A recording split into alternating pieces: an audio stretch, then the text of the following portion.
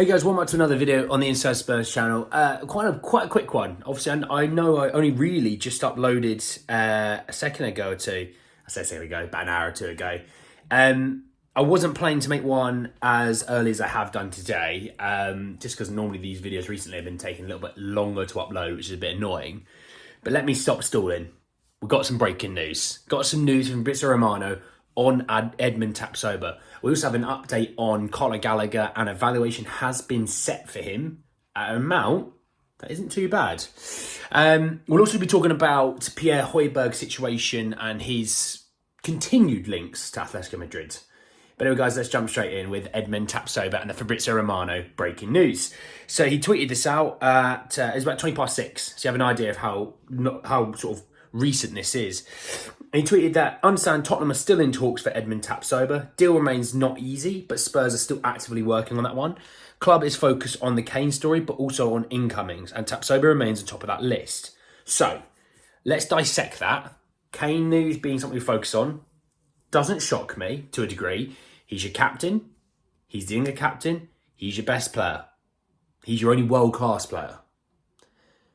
So that doesn't shock me. He's number one. Okay. Number two, working on incomings, and Tapsoba remains top of that list, which means I still would expect Tosin from Fulham, Adarabio. I always butcher that last name. I'm really sorry about that one, lads. I'm really sorry. He's still going to be on that list, I'd assume. Mickey van der Ven will still be on that list. Obviously, he'll still be working on Ashley Phillips because we thought we had agreed a deal, but Blackburn have hiked up the price. Cash-stricken Blackburn hiking up the price. Bold. For me, I would get Ashley Phillips in and just loan him straight back. That would be my sort of agreement there. Hey, we'll loan him straight back to you. You can have him for the season. We'll sort out his wages. Even say, look, we'll pay his wages for you. You don't have to pay a thing. That's how I would look at it. But hey, we don't know how these deals work. But I expect to have another centre-back on the list. I assume Longlay's probably still on that list somewhere. Hopefully not too far up that list, but he's probably still somewhere on that list. But I also think there should be midfielders on that list.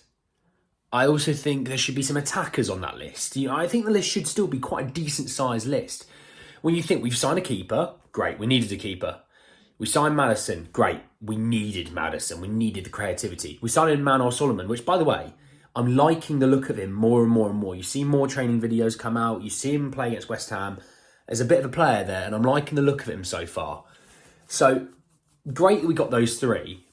We spent, on actual incomings. I don't want to hear about the Kulusevski or Porro situation. On actual incomings, we spent less than £60 million. Simple as that. That's the facts. Winks is going. Winks is gone. Sanchez is going. Højbjerg looks like he's going to be going as well.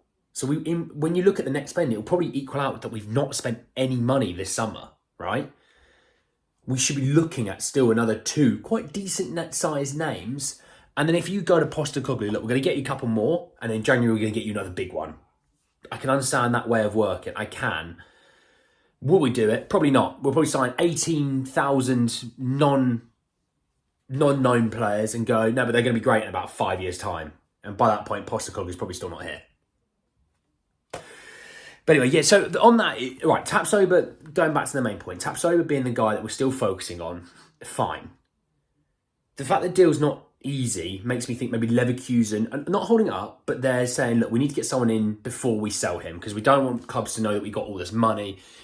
Prices get hiked up because of it. You'll see that at West Ham. West Ham probably be dealing with this now. They've sold Rice, hadn't brought anyone in beforehand. Prices are going to be skyrocketing because people go, no, they've got some money. If Brighton sold Caicedo, same thing. You can't really say about the big team selling their players because everyone knows they've got money. So it's a bit more difficult, but we'd be, in theory, trying to help out Leverkusen in their chance of dealings by not getting the deal sorted before they sign their replacements. I don't know about this one. I was hoping we'd get some really good news last week. We didn't. This is the first bit of news we've had, and concrete news we've had in a while, and it doesn't look like there's any progression. Yes, we might still be talking, but it doesn't seem like there's any real progression, which is a slight worry. I was hoping we'd have a centre-half sorted for when we went out to Perth. We didn't. I was hoping, well, maybe they join in the Asia trip. Well, they haven't. And as time goes on, I'm getting less and less less and less positive about the situation because I think it's going to get worse. I don't think we're going to have anyone signed for another few weeks. It might be the start of the season when a new centre-half is signed, and we're going to be going into the first game of the season with Romero at centre-half with either Davies or Dyer next to him, which just scares me. It really scares me. Brentford are a really good, pacey, counter-attacking team, and then we've got Man United. And we're going to be going into those games with no new, fresh, quality centre-half alongside Romero. He's going to be looking around going, I'm the only one that can actually physically defend. And that's that.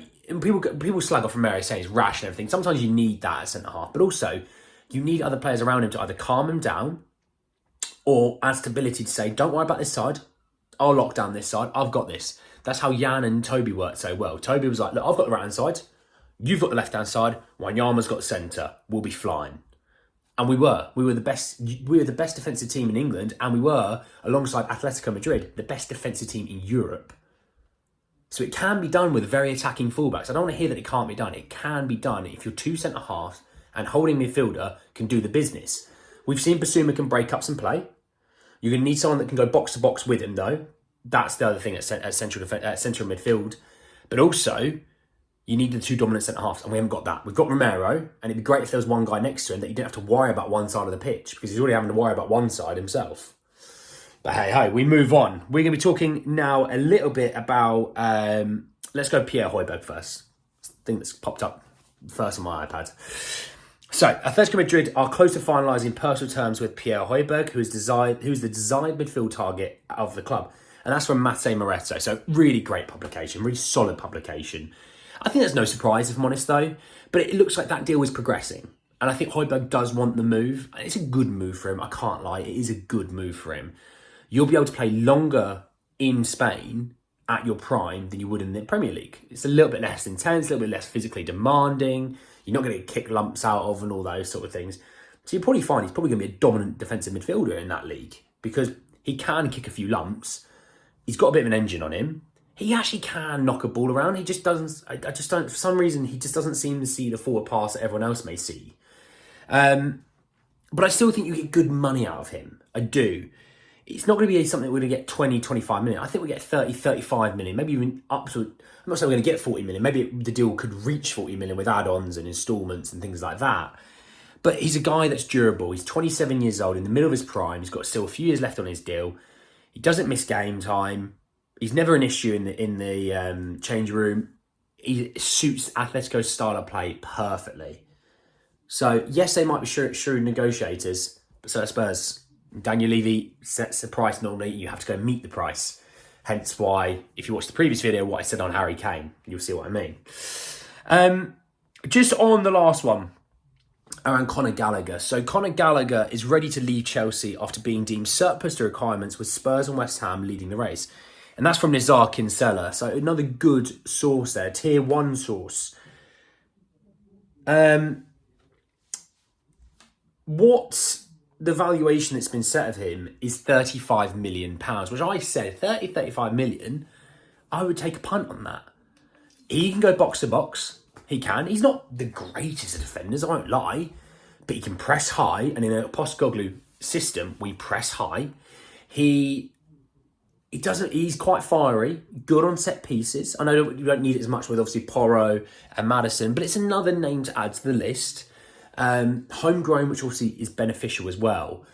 Sometimes could do with maybe looking up a little bit and linking up play a bit better. He can carry the ball well. He can drive the ball forward. At Palace, he was fantastic. At Chelsea last season, I think people are judging off that last season. And I think that's fine as long as you judge Chelsea as a whole, though, because you can't say he was the fault Chelsea rubbish when they were swapping keepers here, there and everywhere. They had injuries beyond injuries. They brought in 8,000 players to play in their first team, and half of them didn't really even play. They didn't have a goal scorer. They changed managers 3 times. It was a really bad season for Chelsea. I'm not going to put that on Gallagher's plate. I've seen what Gallagher can do. I've seen him play in England. You can see there's a player there. I've always just said, though, the value must be beneficial for all.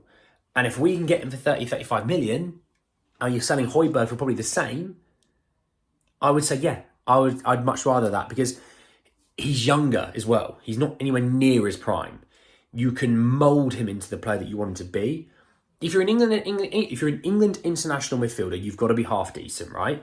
If you've been playing at Chelsea, you had a very good season at Palace, you've got to be a half decent player. There's a player there, to say there's not, there is a player there.